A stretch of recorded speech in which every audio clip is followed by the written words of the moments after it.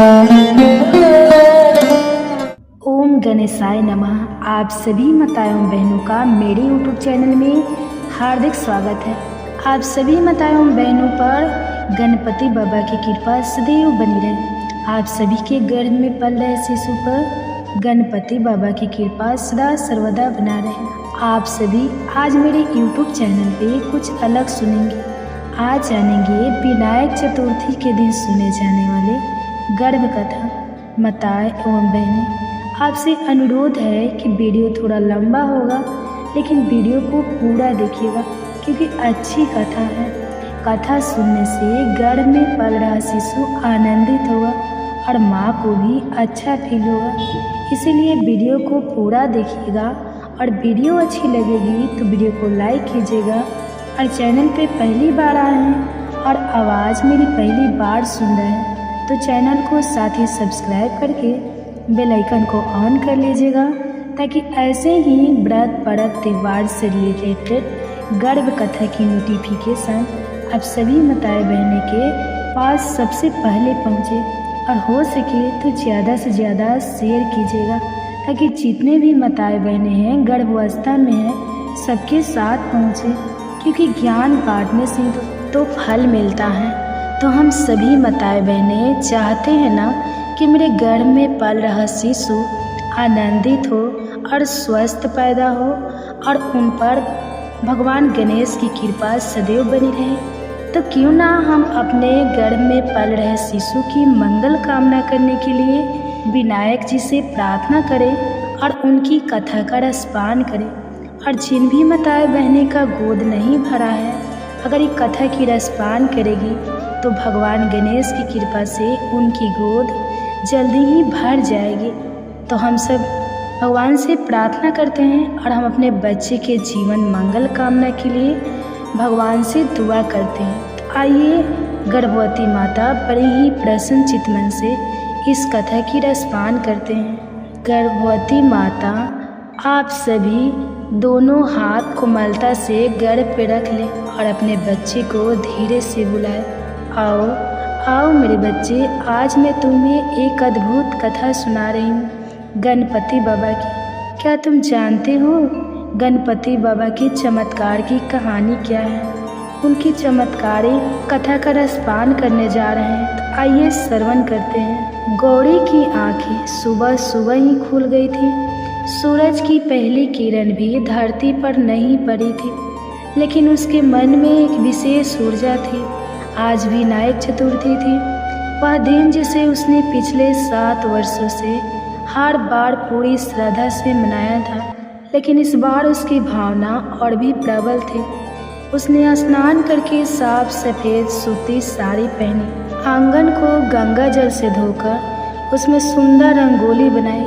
पीले और लाल फूलों की पंखुड़ियों से भगवान गणेश के नाम की माला सजाई। एक और मिट्टी से बनी गणेश प्रतिमा रखी थी, जिसकी आंखों में उसे अपनी माँ की ममता झलकती दिखती।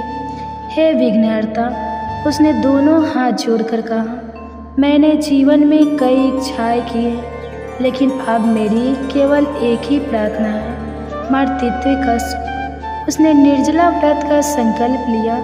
दिन भर न जल ग्रहण करेगी न अन्न, केवल गणेश जी की कथा सुनकर, उनका भजन गाकर और दीप जलाकर अपने तन मन को शुद्ध रखेगी। उसने मंदिर के सामने धूप दीप नैवेद्य और फूलों के साथ पूजा शुरू की। पंडित जी के बताई हुई विनायक व्रत कथा को उसने आंखें मूंद कर सुना। उसकी हर श्वास में बस यही भावना थी, मेरे गर्भ को आशीर्वाद दो हे देव। गौरी की सास, जो कभी उसकी संतानहीनता को लेकर चिंतित रहती थी, इसने चुपचाप उसकी पीठ के पीछे खड़ी थी। उनकी आंखों में पहली बार श्रद्धा थी, न कि शंका। गौरी की आस्था सच्ची है, उन्होंने मन में सोचा। शायद भगवान उसकी पुकार जरूर सुनेंगे। रात को गौरी ने आंगन में दीपक जलाया और आसमान की ओर देखा। पूर्णिमा का चंद्रमा धुंधला था, लेकिन उसने उसमें भी गणेश की आकृति देख ली। वही रात थी जब उसके स्वप्न में एक दिव्य छाया आई। एक छोटे से बालक की हंसी और कानों में गूंजती एक वाणी, माँ मैं आ रहा हूँ। गौरी के गर्भवती होने की खबर पूरे गांव में जैसे किसी चमत्कार की तरह फैली थी। वर्षों से संतान की प्रतीक्षा में तपती इस स्त्री का आंगन अब माँ बनने की आहटों से भर गया था। लोग कहते ये विनायक की कृपा है, और गौरी बस मुस्कुराकर हाथ जोड़ लेती। गर्भ के 9 महीने साधारण नहीं थे। कभी कभी गौरी को लगता जैसे उसके गर्भ में कोई साधारण शिशु नहीं, कोई देव शक्ति पल रही हो। रात को जब वह आंखें बंद करती तो उसे किसी बालक की मधुर हंसी सुनाई देती, जब उसने उस रात को स्वप्न में सुनी थी। लेकिन प्रसव का समय आया तो एक नई चुनौती सामने खड़ी हुई। पौष की कड़कड़ाती रात थी, आसमान में बादल थे, बिजली चमक रही थी। गौरी को तेज पीड़ा उठी। दाई ने बताया कि स्थिति गंभीर है, बच्चा उल्टी स्थिति में है और गौरी की नाड़ी भी कमजोर हो रही थी। देव और उसके परिवारजन मंदिर में भगवान गणेश के आगे घुटनों के बल बैठ गए।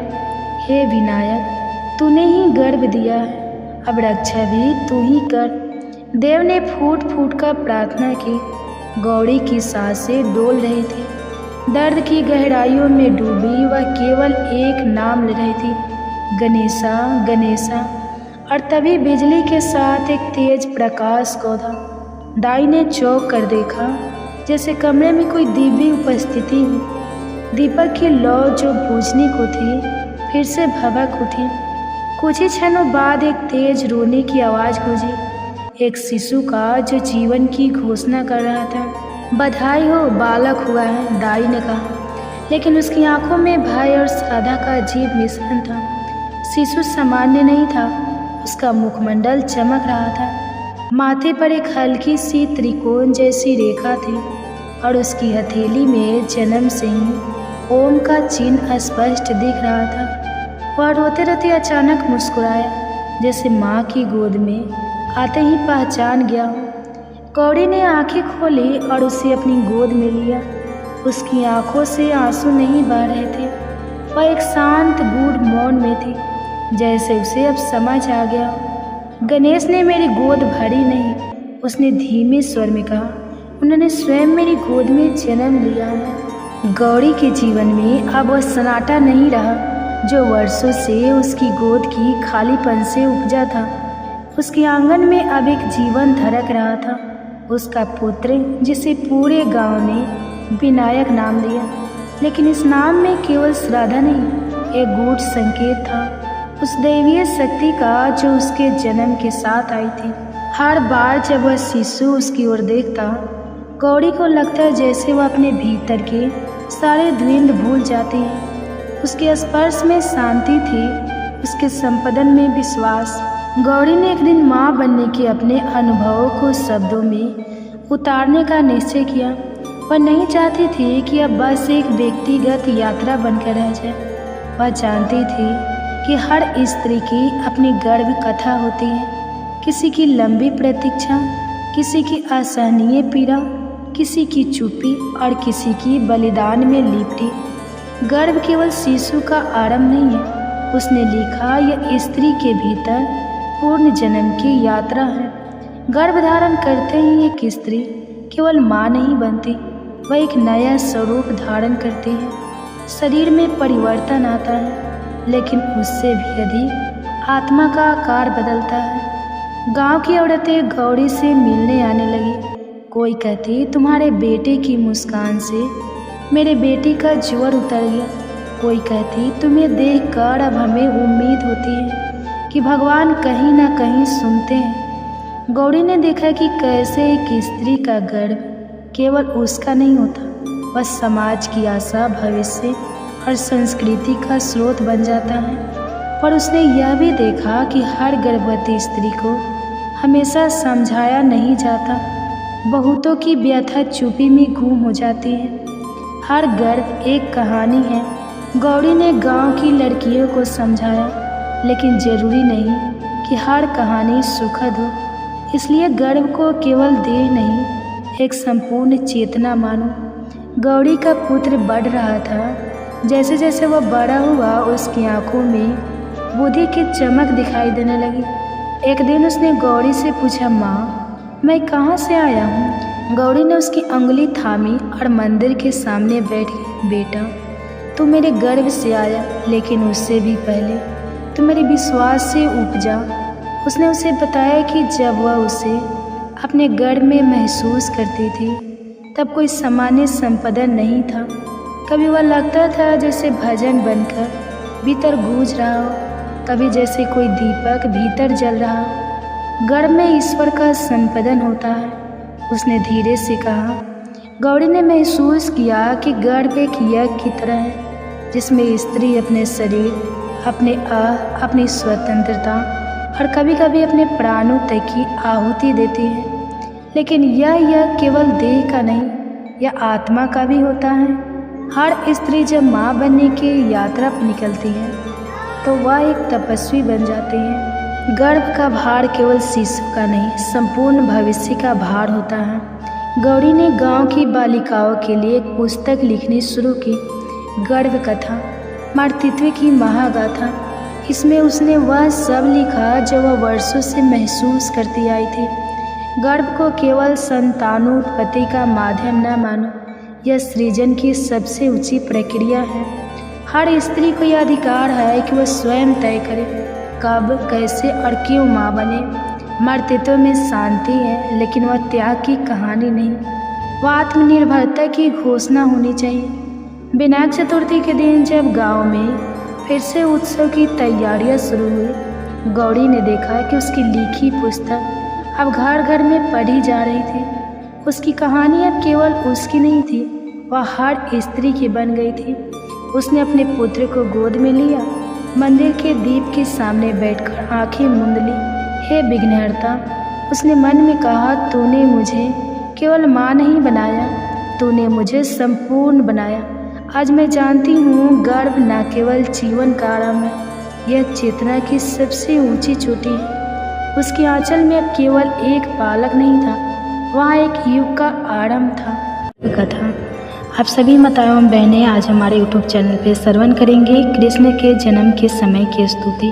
तो माताएं एवं बहनें आपसे अनुरोध है कि वीडियो को लाइक कीजिएगा और चैनल पे नए हैं तो चैनल को सब्सक्राइब करके बेल आइकन को ऑन कर लीजिएगा, ताकि ऐसे ही वीडियो के नोटिफिकेशन आप सभी के पास सबसे पहले पहुँचे। कहा जाता है कि गर्भावस्था में अगर पूरी भागवत ना भी सुन पाए तो कृष्ण के जन्म के समय की स्तुति अपने गर्भ में पल रहे शिशु को जरूर श्रवण कराना चाहिए। श्रवण करने से गर्भ में पल रहे शिशु पर भगवान के जैसे ही गुण आते हैं। तो आइए बड़े ही प्रसन्न चित्तमन से इस कथा का रसपान करते हैं। मथुरा नगरी के हृदय में जब अंधकार धीरे धीरे गहराने लगा, अत्याचार की छाया लोगों की आत्मा को डसने लगी थी। कंस का आतंक दिन प्रतिदिन बढ़ता जा रहा था। धर्म के लिए यह काल रात्रि के समान था। नर नारी, पशु पक्षी, यक्ष गंधर्व सभी किसी चमत्कारी ज्योतिष की प्रतीक्षा कर रहे थे। देवकी वासुदेव की अर्धांगिनी मथुरा के राजमहल में अपने 8वें पुत्र की गर्भधारण की अवस्था में थी। वह पुत्र कोई साधारण जीवात्मा नहीं, स्वयं श्रीहरि का अंश था। देवकी का गर्भधारण करना मानव सृष्टि के मध्य अंधकार में एक दीपक के जलने के समान था। जब नारद मुनि को यह ज्ञात हुआ कि नारायण स्वयं इस धरा पर अवतरित होने वाले हैं, वे अत्यंत प्रसन्न हुए। वे तत्काल ब्रह्मलोक, कैलाश, यमलोक, इंद्रलोक सभी में यह शुभ समाचार फैलाने लगे। देवगण एकत्र होकर क्षीर सागर के निकट पहुँचे, जहाँ भगवान विष्णु विश्राम कर रहे थे। सभी देवताओं ने उनके चरणों में गिरकर प्रार्थना की। विष्णु भगवान ने उत्तर दिया, मैं शीघ्र ही देवकी के गर्भ से प्रकट होकर मथुरा में जन्म लूँगा। जैसे जैसे गर्भ के महीने बढ़ते गए, देवकी के तन में तेज और चेतना असाधारण रूप से प्रकट होने लगी। वासुदेव ने देखा कि उनकी पत्नी के मुख पर दिव्य आभा है। वह केवल एक माता नहीं थी, वे अब संपूर्ण ब्रह्मांड के पालनहार की जननी बनने जा रही थी। गर्भस्थ कृष्ण स्वयं भी उस गर्भ में ध्यान मग्न रहते हुए संसार की स्थितियों को जान रहे थे।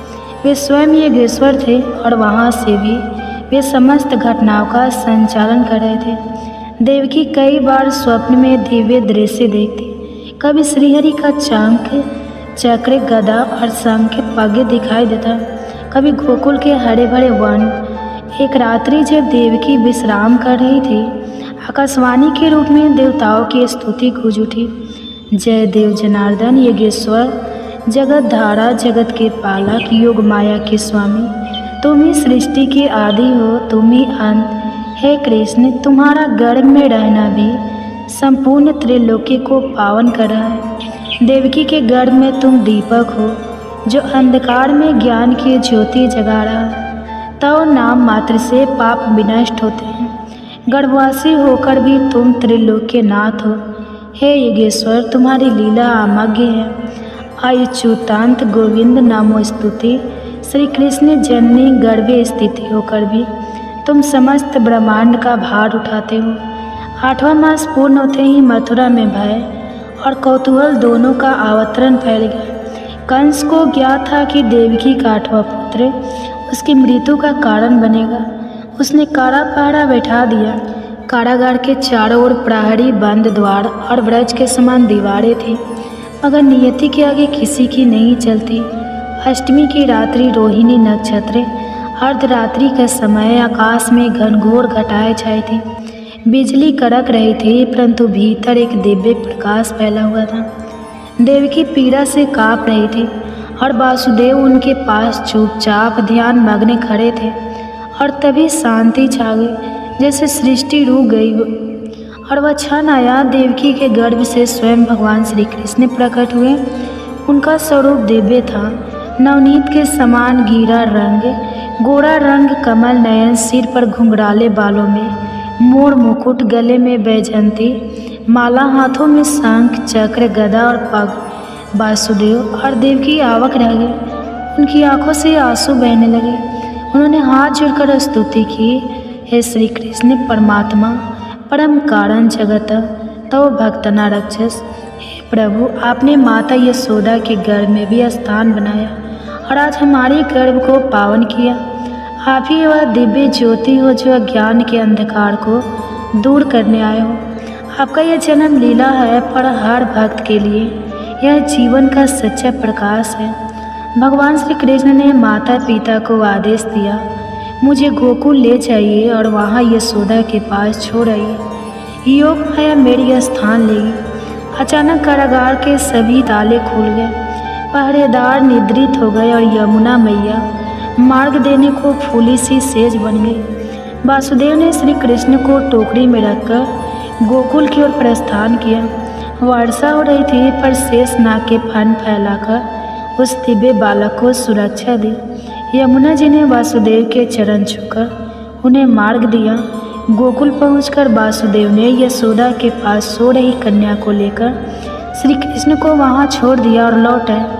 गोकुल में सुबह का समय जब यशोदा ने आंखें खोली तो देखा कि उनके पास एक परम सुंदर बालक शांति से लेटा है। उनका हृदय ममता से भर गया। उन्होंने उसे अपने स्तनों से दूध पिलाया और नाम रखा कन्हैया।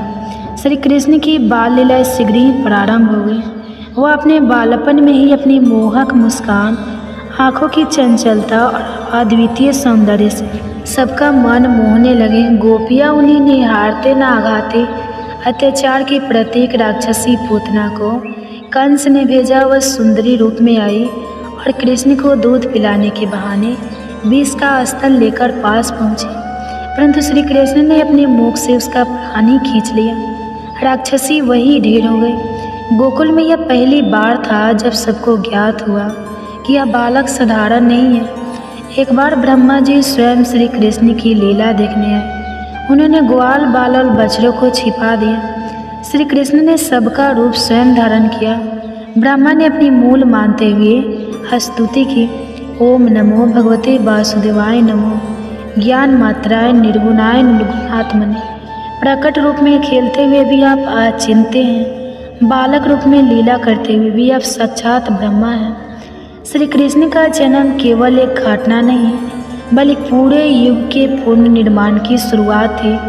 उनका गर्भस्थ रहना, जन्म लेना और बाल लीला जो कृष्ण गर्भ में देवकी के हृदय को आलोकित करते हैं, वही आज भी भक्तों के हृदय में श्रद्धा का दीप जलाते हैं। उनकी स्तुति कलातीत है।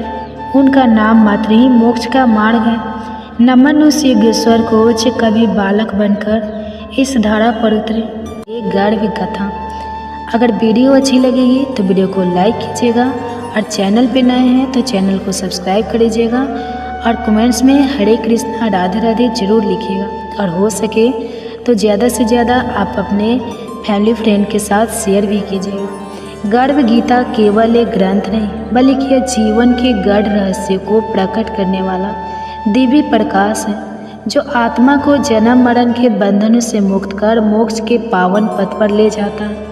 स्वयं भगवान श्री कृष्ण कहते हैं जो श्रद्धा और भक्ति से गर्भ गीता का मनन करता है वह संसार के बंधनों से मुक्त होकर परम शांति को प्राप्त करता है।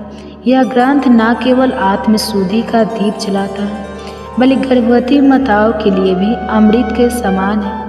ऐसा विश्वास है कि जो माँ गर्भकाल में श्रद्धा से गर्भ गीता का श्रवण करती है उसका शिशु न केवल संस्कारी और तेजस्वी होता है बल्कि दिव्यता से भरकर समाज के लिए प्रेरणा बनता है। यदि आप भी इस अद्भुत ज्ञान की रोशनी अपने जीवन और भावी संतानों में भरना चाहते हैं तो अभी वंदना काव्या चैनल को सब्सक्राइब करें और प्रेम पूर्वक लाइक करें, श्रद्धा से सब्सक्राइब करें और इस दिव्य संदेश को शेयर करके औरों तक पहुंचाएं, क्योंकि ज्ञान जब बांटा जाता है तभी वह संस्कार बनता है। श्री कृष्ण अर्जुन से कहते हैं जब कोई आत्मा माँ के गर्भ में आती है तो वह मांस मज्जा और रक्त से घिरी होती है। छठे महीने तक जब उसका शरीर विकसित होने लगता है तब उसे असहनीय पीड़ा का अनुभव होता है।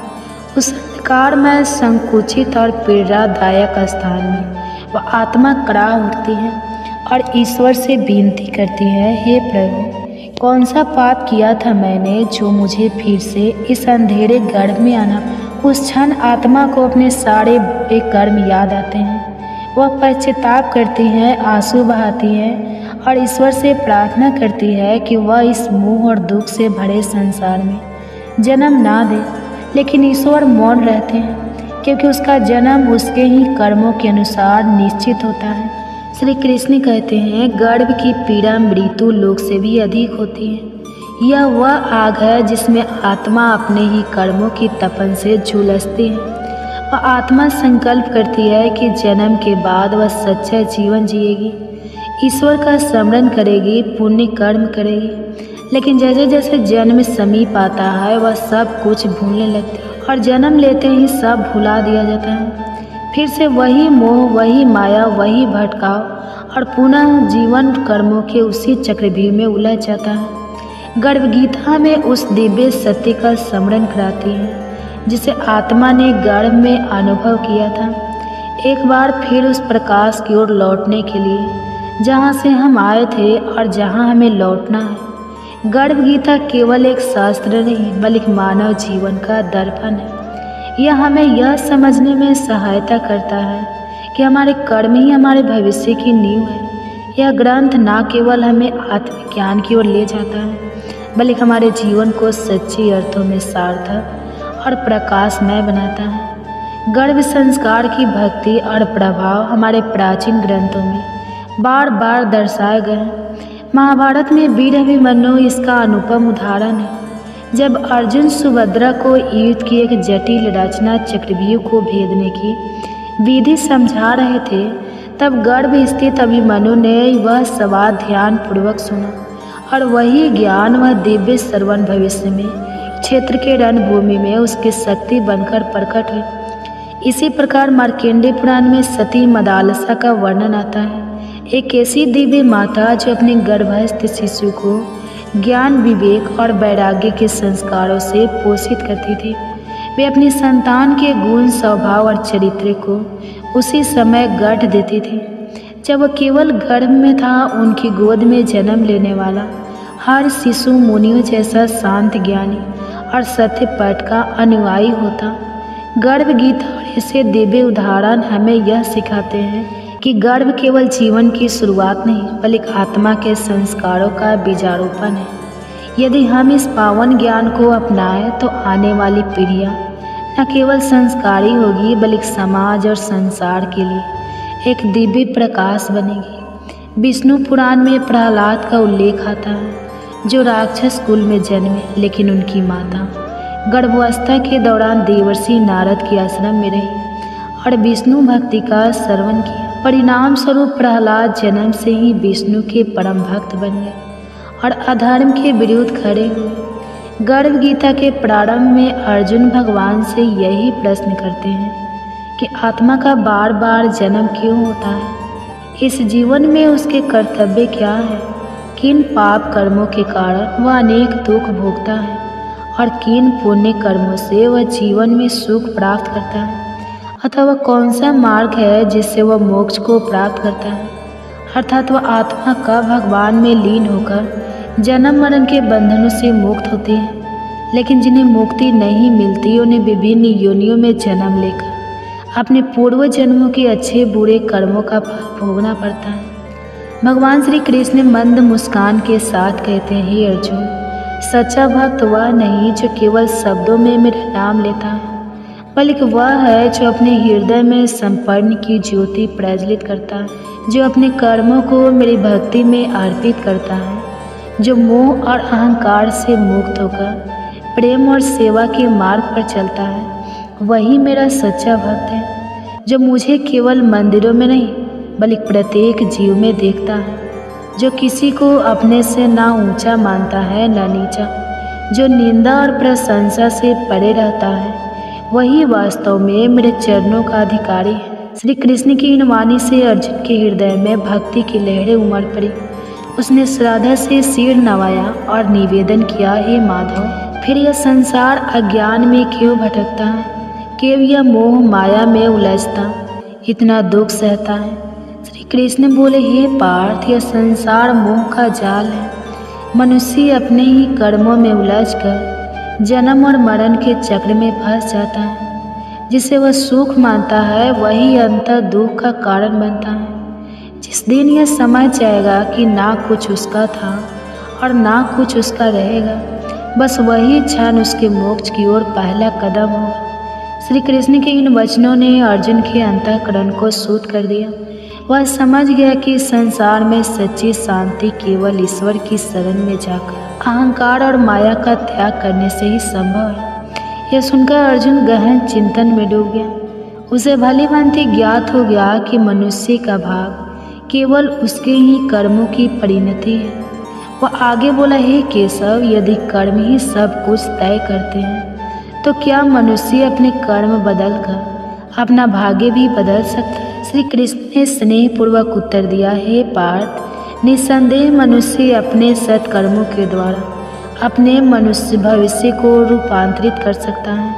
जैसे कोई अंधकार से प्रकाश की ओर बढ़ता है, वैसे ही कोई अपने दुष्कर्मों को त्याग कर पुण्य के पथ पर अग्रसर हो सकता है। जो अपने कर्म सुधार लेता है वही अपने जीवन में सुख और शांति प्राप्त करता है। अर्जुन की जिज्ञासा और भी प्रबल हो उठी।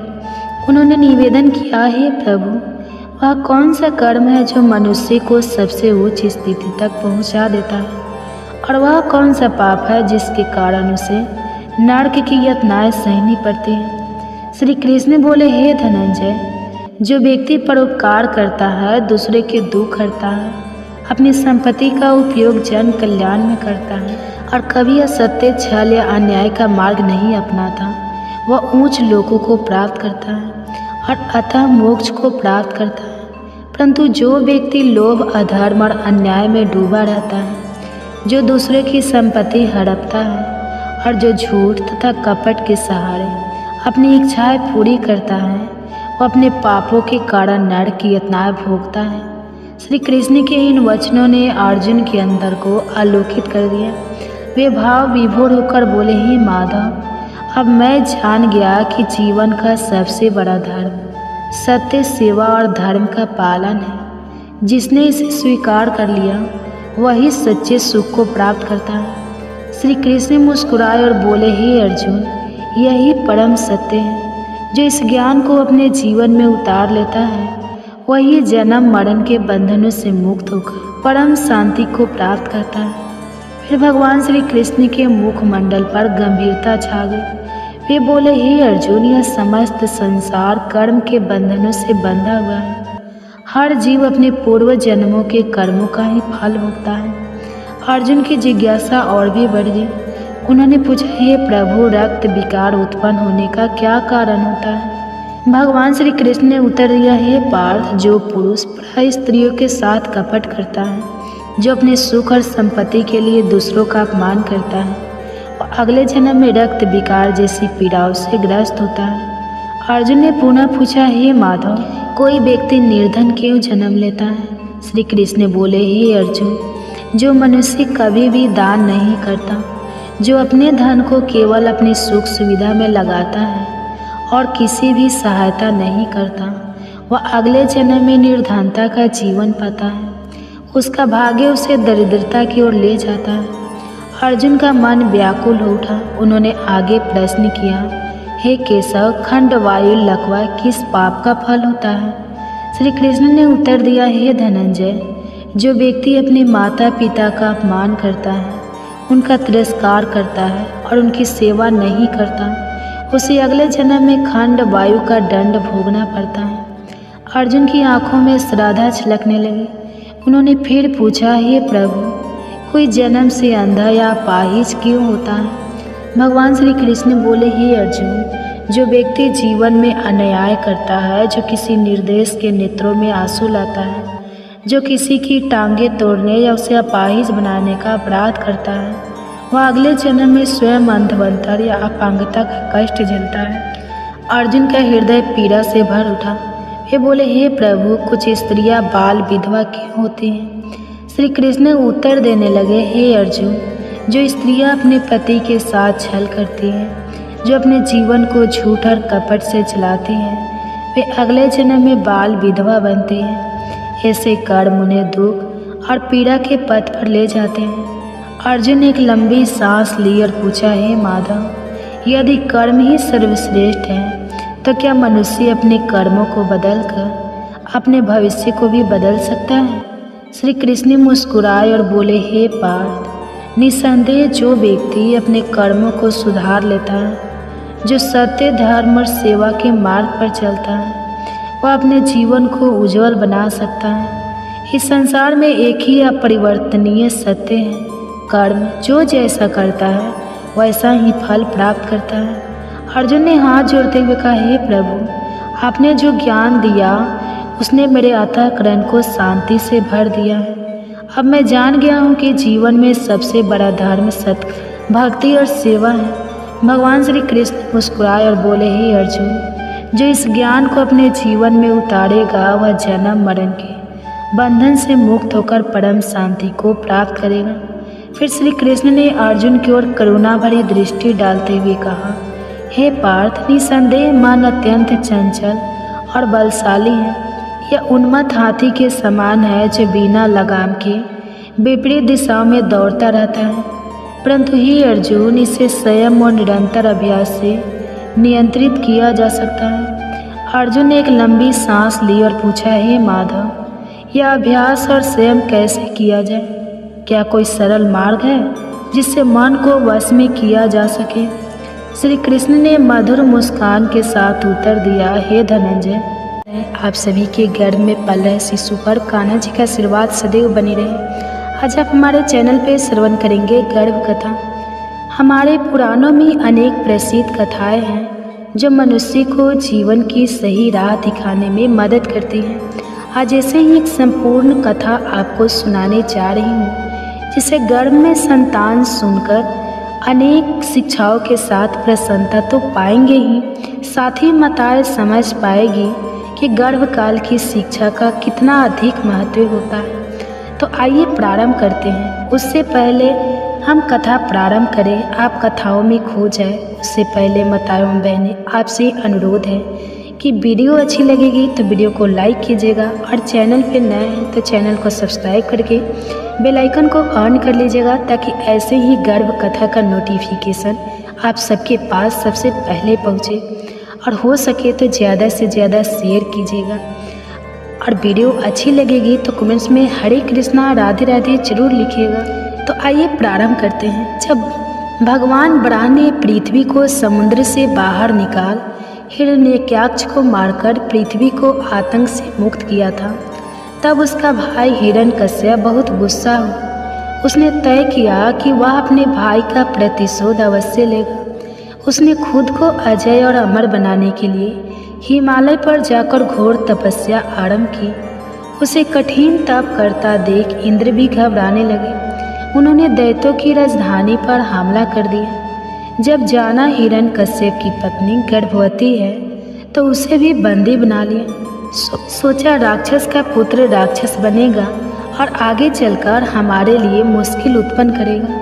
हिरण्यकश्यप वहाँ था नहीं, इसलिए दैत्य हारकर भागने लगे। देवताओं ने दैत्यों की राजधानी लूट ली। इंद्र ने हिरण्यकश्यप की पत्नी क्यादु को बंदी बना लिया और स्वर्ग ले जाने लगा। पर तभी रास्ते में देवर्षि नारद मिले। उन्होंने इंद्र से कहा, तुम दैत्य राज की पतिव्रता पत्नी को मत ले जाओ, यह महापाप है। इस पर इंद्र ने अपना उद्देश्य बताया कि जन्म के बाद वह संतान का वध करेगा, फिर देवी क्यादु को भी छोड़ देगा। तब नारद जी ने समझाया, गर्भ में संतान के संस्कार बदले जा सकते हैं। यह संतान भगवान श्री विष्णु की परम भक्त बनेगी। बस तुम क्यादु पुत्री को मुझे सौंप दो। इंद्र ने देवर्षि की बात मान ली और अब क्यादु देवराज के बंधन से मुक्त हो गई। वे देवर्षि के आश्रम में रहने लगे जब तक उसके पति तपस्या से वापस नहीं लौट आते। उसके लिए और कोई सुरक्षित जगह थी भी नहीं। देवर्षि उसे अपनी पुत्री की तरह मानते। गर्भस्थ संतान को भागवत भक्ति का उपदेश देते। गर्भ में प्रहलाद भी उन उपदेशों को सुन बड़ा ही आनंदित होता। कुछ वर्षों बाद जब हिरण्यकश्यप वरदान प्राप्त कर लौटा, उसने सभी देवताओं को जीत लिया। सभी लोकपालों को हराकर उनकी सारी संपदा छीन ली।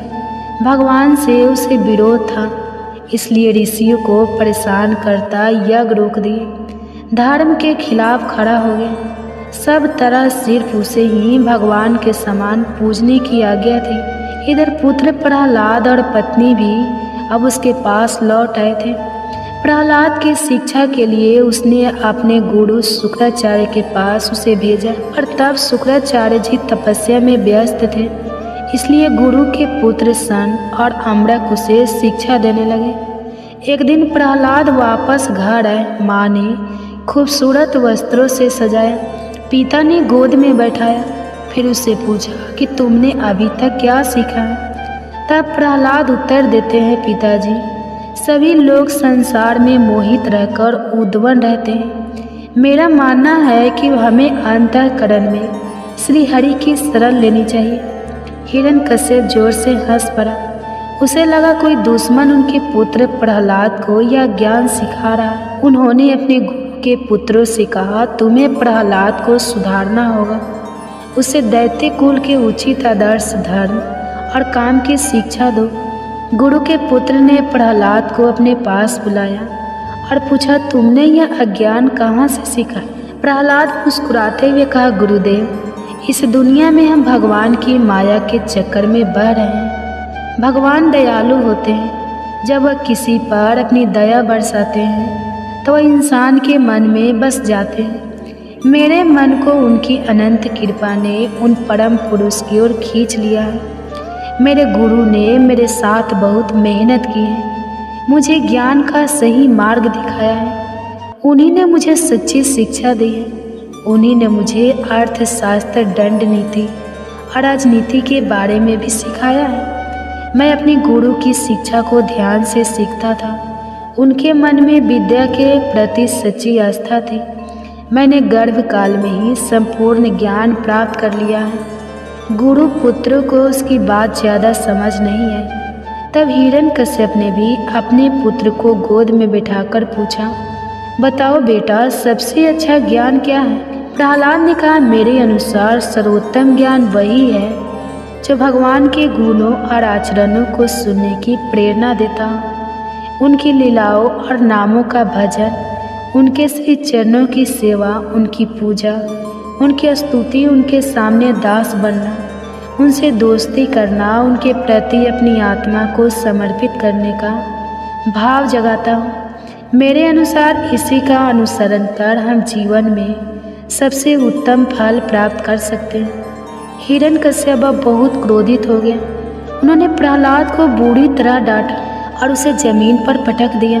उनके गुरुकुल के छात्रों ने बताया कि हमने उसे गलत नहीं सिखाया है। प्रहलाद शांति से खड़े रहे, बिना किसी क्रोध के। वे अपने पिता से कहने लगे, पिताजी, आपको गुस्सा नहीं आना चाहिए। गुरु के पुत्रों का भी कोई दोष नहीं है। वे विषय की वस्तुओं को बार बार उपभोग करके उन्हीं में लगे रहते हैं, पर मैं सच्चे ज्ञान को जानता हूँ।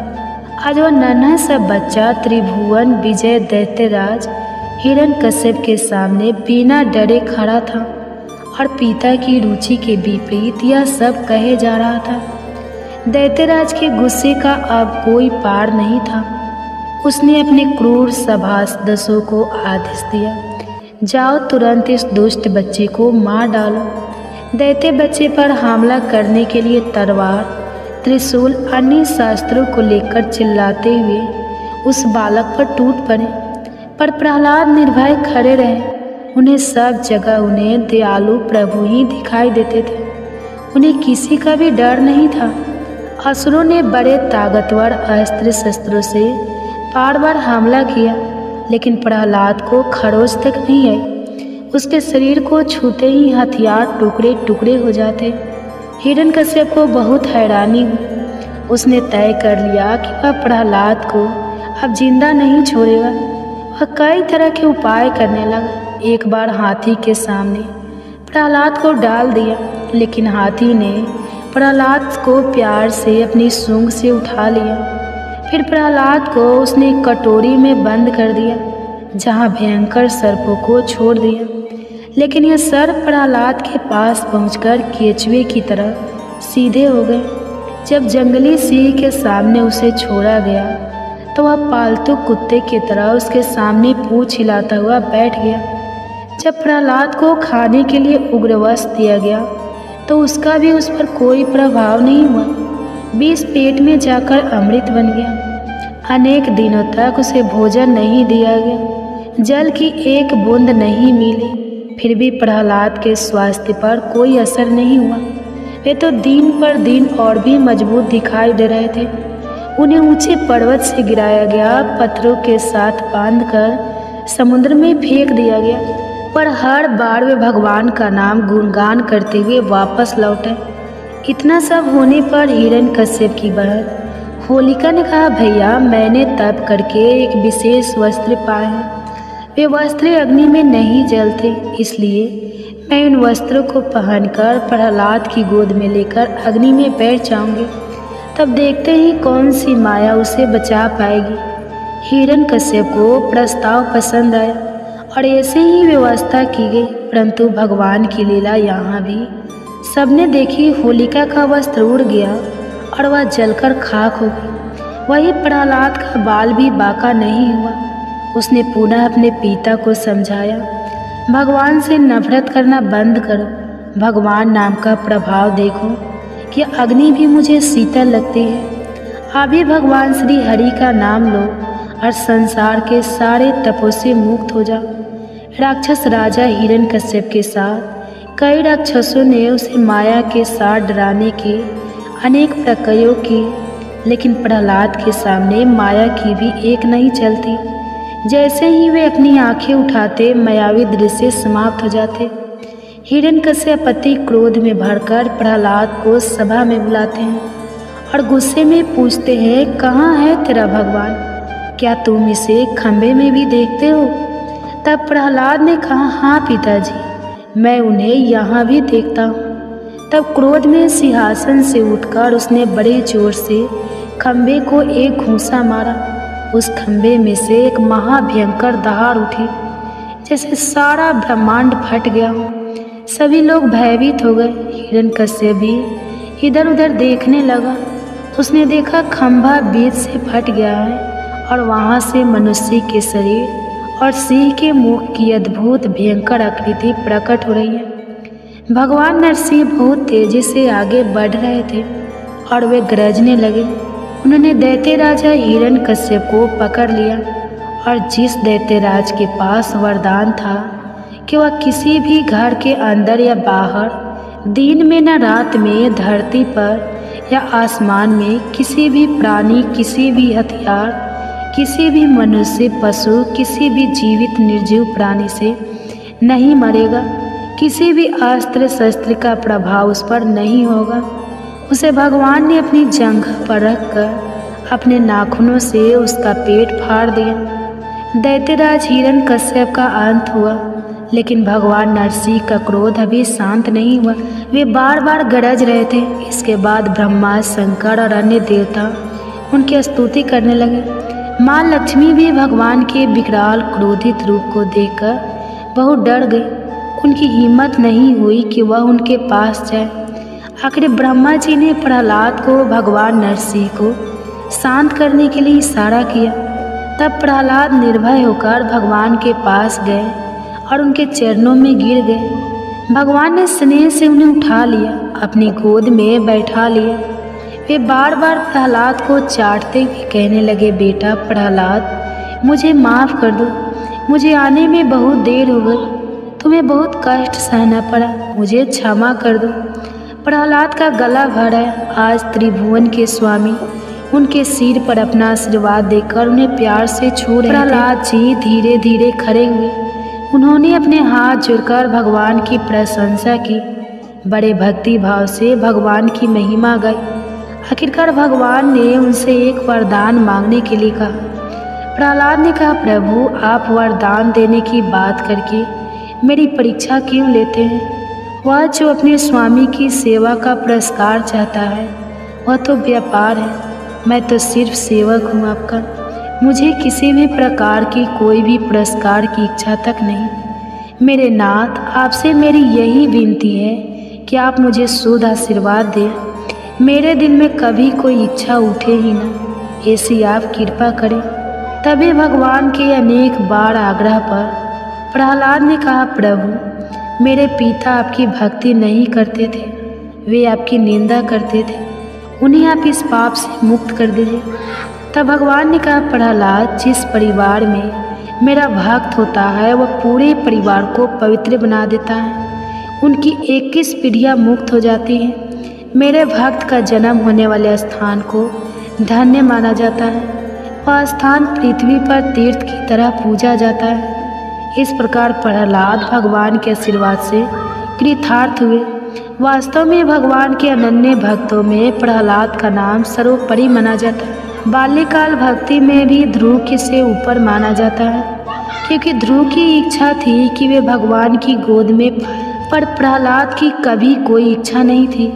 मेरे बच्चे, आशा है यह कथा तुम में भी भगवान के प्रति सच्ची आस्था और भक्ति के गुण को बढ़ाएगी। तुम अपने जीवन को एक उद्देश्यपूर्ण और सार्थक रूप से जी पाओगे।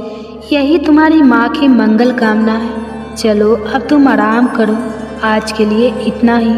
ओम शांति शांति शांति। नमो नमः।